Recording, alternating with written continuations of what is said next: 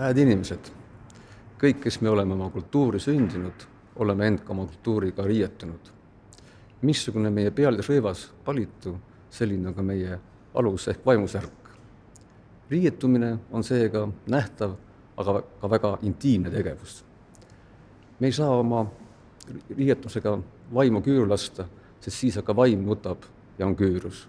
Me võime oma riietusse nii ära uppuda, et lõpuks pole enam meid seal ise ega vaimu ega riietke mitte. Aga me võime ka oma riietuse peale piserdada head lõhna, viirukit ja mürri.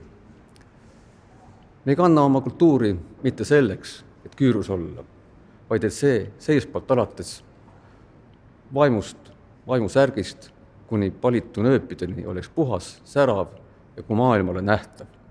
Me kanname oma kultuuri selleks, et õnnistatud saada. Ja nii tehes saadame iseendast kogu maailmale hea ja puhta lõhnalise jälje. Aitäh!